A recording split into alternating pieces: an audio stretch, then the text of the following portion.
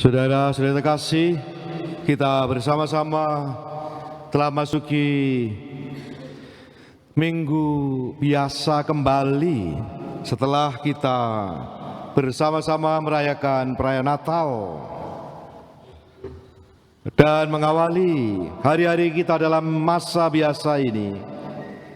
Kita diajak untuk bersama-sama mencermati dan merenungkan kesaksian dari Yohanes Pembaptis. Dia yang dipilih untuk menyiapkan jalan dan dialah yang mengantar. Ketika saatnya tiba, ia harus meninggalkan panggungnya dan memberi tempat utama kepada yang dinanti-nantikan, yang dipersiapkan.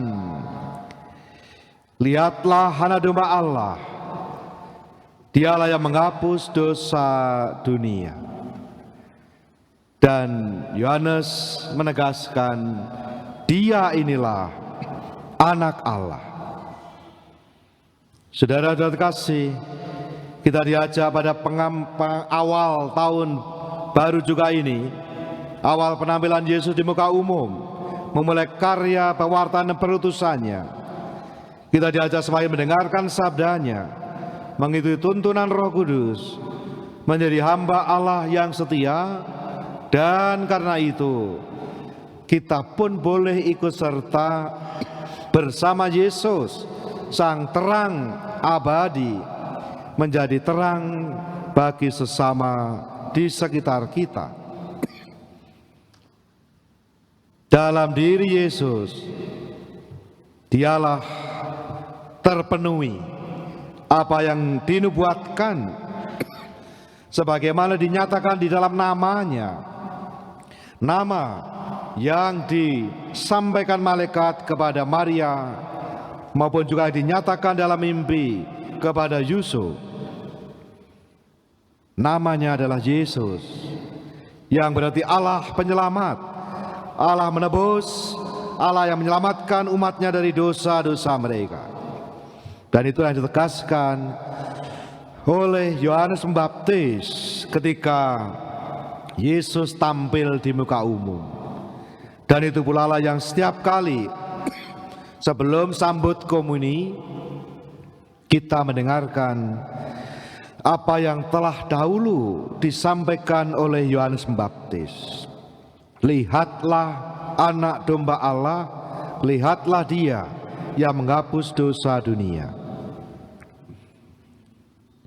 Penegasan Yohanes ini mengingatkan kita semua akan makna Anak Domba Paskah dalam Perjanjian Lama, dalam Kisah Keluaran.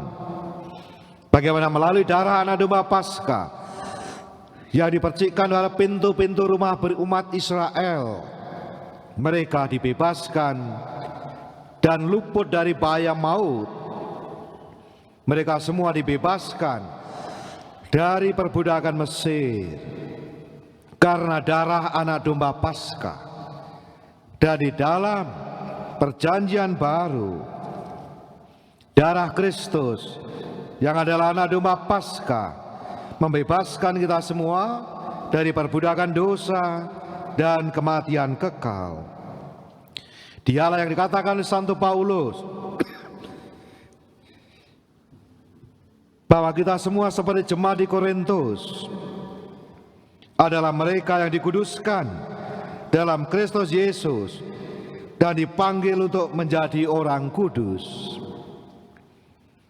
Darah Anak Domba Paskah, darah Kristus menguduskan kita semua sebagai umat Allah Perjanjian Baru dan memanggil kita masing-masing untuk menjadi orang-orang kudus.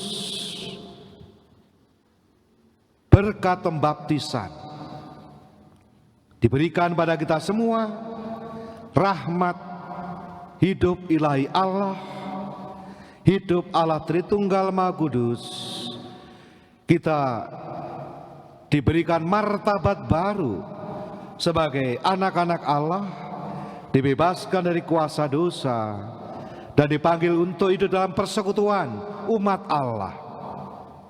Mereka yang menurut Santo Paulus tadi, yang dikuduskan dalam Kristus Yesus dan dipanggil menjadi orang-orang kudus. Itulah dikatakan juga oleh Paus Fransiskus di dalam ungkapan bahwa kita tidak bisa lagi memisahkan Kristus dari gereja.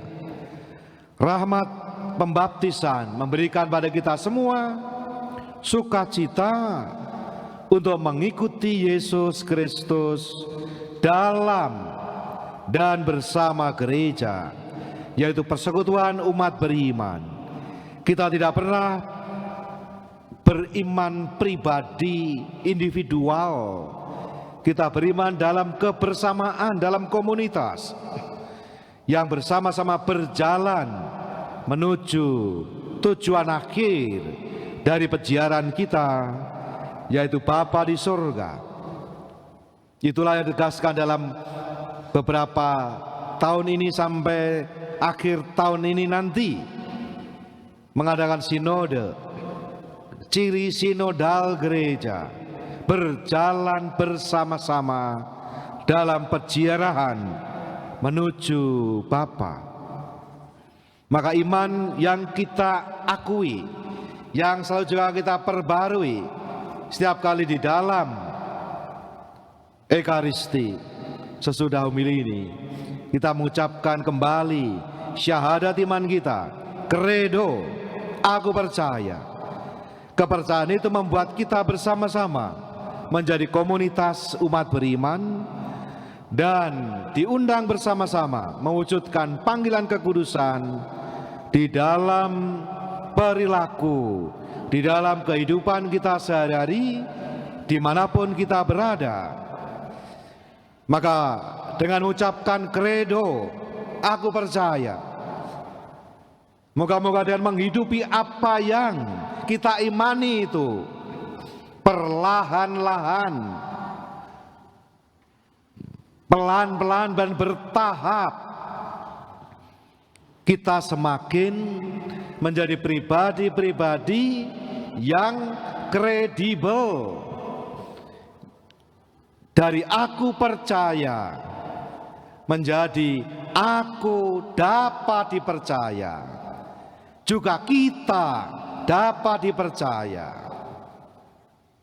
karena kita menghidupi iman kita, mewujud nyatakan di dalam perbuatan, di dalam tindakan, di dalam kesaksian hidup kita sehari-hari dimanapun kita berada. Berkat pembaptisan kita dikuduskan dalam Kristus Yesus dan dipanggil menjadi orang-orang kudus, hidup dalam kasih karunia dan damai sejahtera. Itulah kekudusan, hidup dalam panggilan kita menuju kesempurnaan kasih. Nah, itulah kekudusan. Di dalam Lumen Gentium, terang bangsa-bangsa, nomor 1 dikatakan demikian. Terang para bangsalah Kristus itu. Kristuslah sang terang abadi, terang bagi bangsa-bangsa yang tadi dinubuatkan di dalam kitab Nabi Yesaya.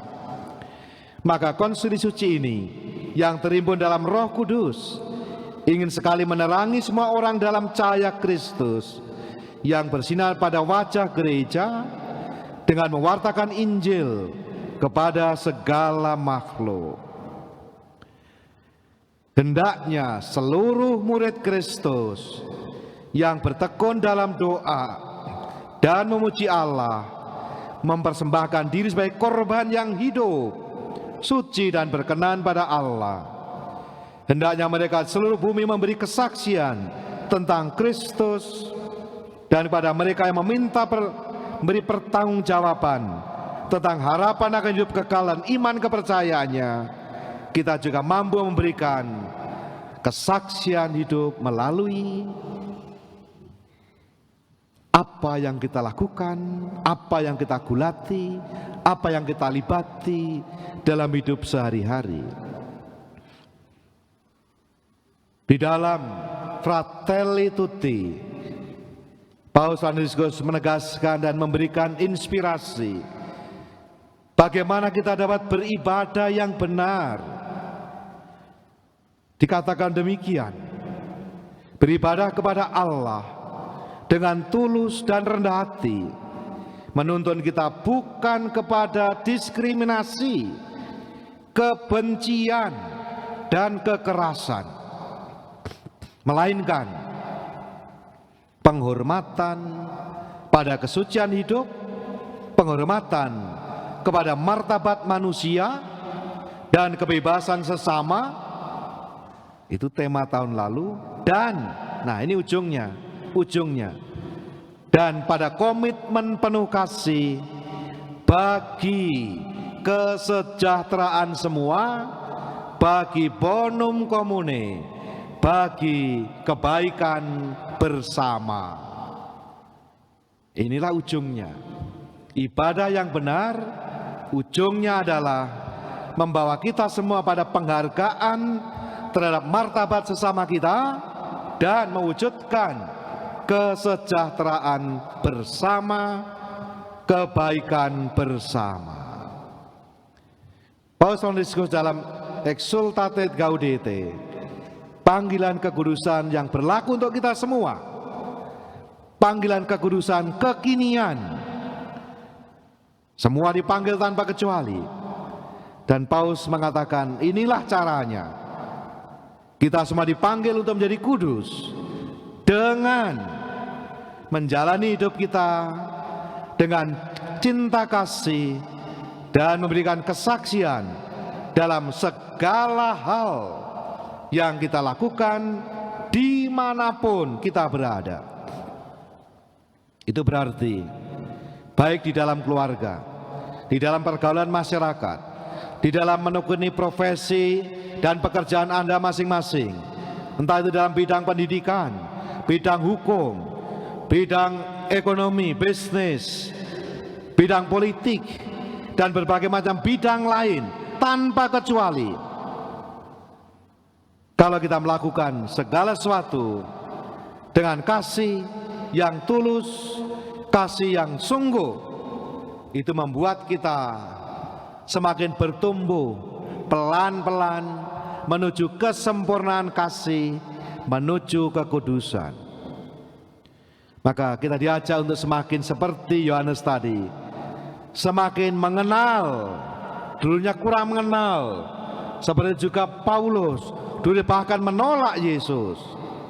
Semakin mengenal, semakin mencintai, dan semakin mengikuti Yesus, Sang Anak Domba Allah, Sang Mesias, Sang Putra Allah. Melalui pembaptisan kita masing-masing, kita dipanggil juga. Setiap dari kita yang sudah dibaptis, saat dibaptis diberi satu lilin. Lilin yang dinyalakan dari lilin Paskah, lambang Kristus, cahaya dunia. Dan diberi pesan, terimalah cahaya Kristus. Dan ditambahkan, jagalah dan peliharalah agar nyala api ini bernyala terus sampai hari kedatangan Tuhan. Nah, tugas kita adalah menjaga supaya nyala api itu bernyala terus. Jadi kalau sekitar kita itu gelap gulita, jangan menuduh orang lain, jangan cari kambing hitam.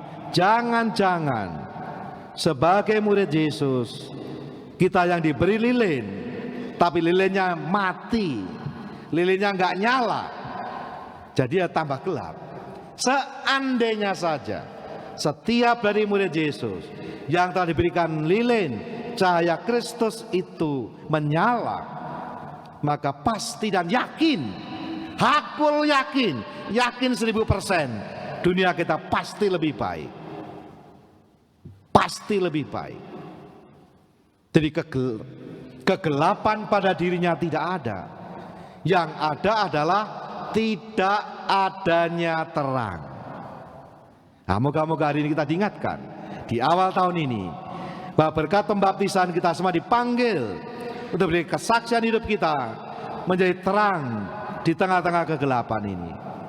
Dan pada saat Yesus dibaptis, dikatakan juga oleh kesaksian dari Yohanes Pembaptis, dikatakan terdengarlah suara dari surga, engkaulah anakku yang kukasihi, kepadamu aku berkenan.